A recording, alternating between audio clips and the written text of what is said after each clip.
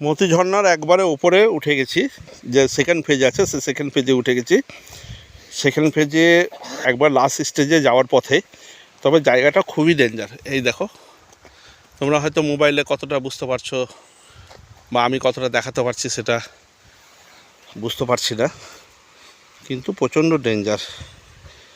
মানে ছেলেদের জন্য ঠিক আছে বলা যেতে পারে, কিন্তু কোনো মেয়ে জন্য আমার মনে হয় না এটা একটা সেফটি জায়গা। কারণ পাথর আছে, তবে পাথরটা ঠিক পিওর পাথর নয়, একটু গুড়ি গুড়ি টাইপের আছে, যেটাতে পাটা আটকাচ্ছে না। আর একবার যদি ঘুরে পড়ে যাও তাহলে তো একবারে সেই।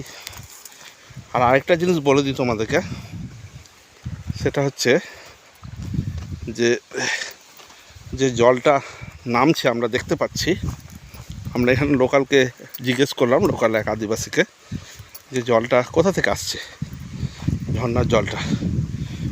তো ওর বয়স কাছাকাছি 28-30 হবে। তো বললো যে জলটা যে ঠিক কোথা থেকে আসছে আমরাও ঠিক বলতে পারছি না, তবে এখন পর্যন্ত তোমাদের আমি যতটা দেখাতে পারছি দেখাবো, যে বলবো তোমাদের।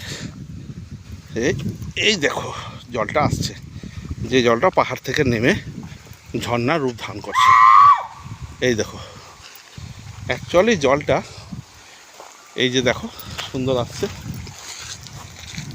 এটা এক ধরনের নদী। আর এই জলটা ওই সাইডে একটা বড় নদী আছে। কোনো একজন আমার সঙ্গে এসেছিলো আমার সাথে, সে বলছিল যে এটা মনে হয় ড্রেনের জল। তো আমি তাকে বলবো এটা ড্রেনের জল নয়, এটা একটা নদী। মানে পাহাড়ি নদীগুলো এরকমই হয়, ড্রেন আকারে। আমাদের নদী বলতে আমরা গঙ্গা দেখে অভ্যস্ত, সেহেতু আমরা ওইটাকেই নদী ভাবি। কিন্তু এখানে জলটা যেখানে সবসময় জলটা বইবে নদীপথে পাহাড়ে, সেটা পুরোটাই হচ্ছে নদী, এখানকার মতে নদী। ওই সাইডে একটা বিশাল বড় নদী আছে, সেই নদীর জলটা হালকা পরিমাণে আসছে। বর্ষাকালে প্রচুর আসে, গরমকালে অল্প অল্প আসছে। এই জলটাই দেখো, এই যে এখানে একটা নতুন একটা ব্রিজের মতো করেছে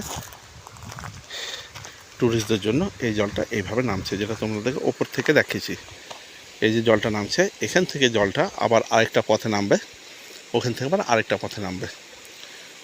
তো তোমাদের আর ওই রিস্ক নিয়ে দেখাচ্ছি না, তোমরা এইভাবে দেখলে বুঝতে পারবে যে উপরটা থেকে যে নিচেটা ঠিক কেমন দেখাচ্ছে।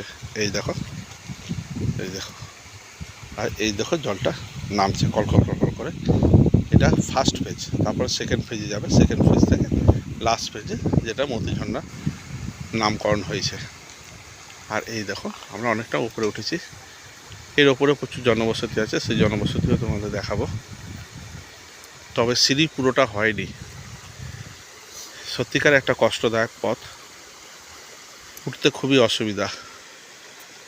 বিশেষ করে মন মানসিকতা শক্ত না হলে তোমরা কেউই পারবে না এইখানে পৌঁছাতে। তো চলো যাই, তোমাদেরকে এরপরে এই উঁচু পাহাড়ের ওপরে আদিবাসীরা কীভাবে জীবনযাপন করে সেটাও দেখাবো। তাহলে চলো যাই দেখি।